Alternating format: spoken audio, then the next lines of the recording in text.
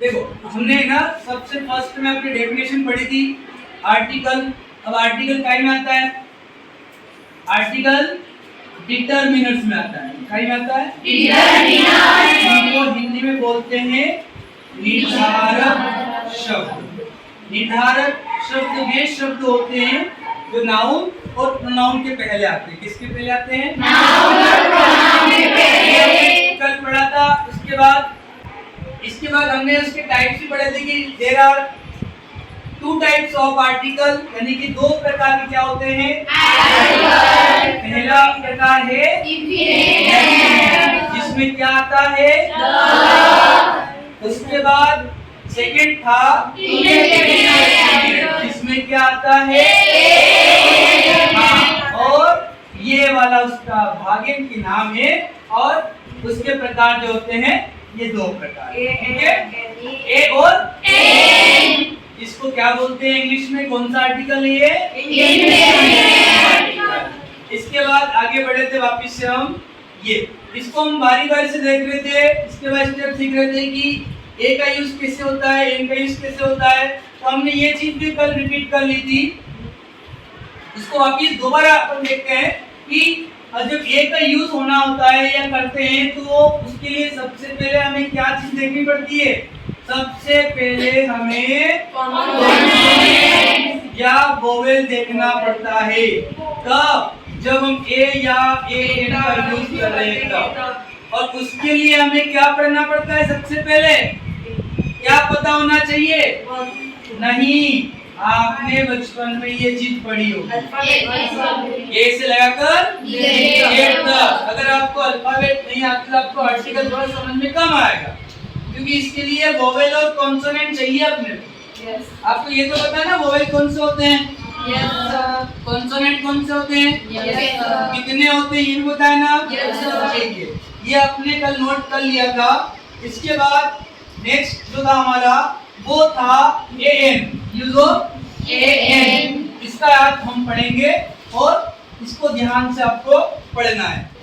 हमारा जब हम किसी भी वर्ड को बोलते हैं उसका जो साउंड रहता है, ठीक है, वो बोलते समय और लिखते समय उसकी ध्वनि, उसका साउंड कैसा आ रहा है वो देखना पड़ेगा। जैसे मैंने लिखा एप्पल, मैंने लिखा एप्पल। अब मैं इसको हिंदी में भी लिखूंगा आपके सामने। ये लिखा मैंने एप्पल, ठीक है। अब आप देखो बेटा, इसमें यहाँ ए आ रहा है और यहाँ ए एडी का आ रहा है।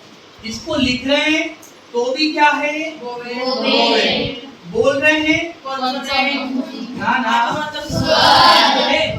देखो आपको पता तो है ना हिंदी में अ से लगाकर अह तक क्या होते हैं? स्वर।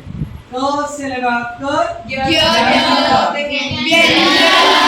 अब ये तो हिंदी की बात है ना। अब इंग्लिश में देखो आप, तो वोवेल जो होते हैं वो होते ए ई आई ओ यू, और इनको छोड़ के जितने भी बाकी होते हैं अल्फाबेट में वो सब क्या कहलाते हैं? तो कितने होते हैं वो? अब सिचुएशन चेंज होती है कि बोलने पर चेंज होगा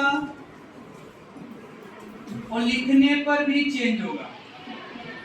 अगर बोलने पर वो कॉन्सोनेंट है, साउंड मतलब उसका, और उसको लिखेंगे यानी कि राइट करेंगे तो वो वोवेल होगा। तो उस स्थिति में हमें क्या करना है? ये भी तो नियम है। क्या हमारा इस के हिसाब से सेट हो रहा है? लिखने पर वोवेल बिल्कुल वोवेल है। देखो ओ आ रहा है, अरे ना, ए आई ए ई आई ओ यू लिखो। और लिखने पर कॉन्सोनेंट, हाँ सॉरी, बोलने पर कॉन्सोनेंट कि वर्ण। इस जगह हमें यूज करना है ए का। क्या करना है? ए का। सीधा याद रख लेना, A1 A1 A1 याद रख लेना, फिक्स हो जाएगी। A1 याद रख लेना। A1 क्या हो रहा है? लिख रहे हैं तो वोवेल है, बोल रहे हैं तो कॉन्सोनेंट है। तो इस जगह हमने क्या यूज किया? ए का। अब जस्ट इसका अपोजिट होगा, उल्टा होगा कि बोलने पर वोवेल और लिखने पर कॉन्सोनेंट। उल्टा हो गया जस्ट। बोलने पर क्या हो गया? वोवेल। लिखने पर क्या हो गया? कॉन्सोनेंट। तो इस हम जैसे एक वर्ड लेते हैं ऑनेस्ट, क्या लेते हैं ऑनेस्ट, इसमें इसको बोलते हैं ऑनेस्ट। इसमें बेटा ध्यान रखना एच जो होता है ना वो साइलेंट होता है, एच जो होता है वो साइलेंट रहता है, इसको ऑनेस्ट पढ़ते हैं।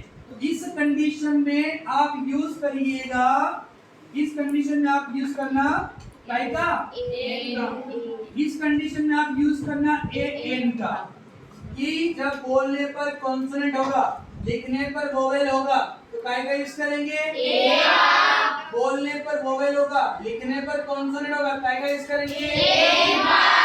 क्लियर है आपका? Yes sir. इसके बाद नेक्स्ट आपका एक छोटा टेस्ट होगा, उस टेस्ट में आपको बताना है कि कहाँ क्या आएगा। ठीक है।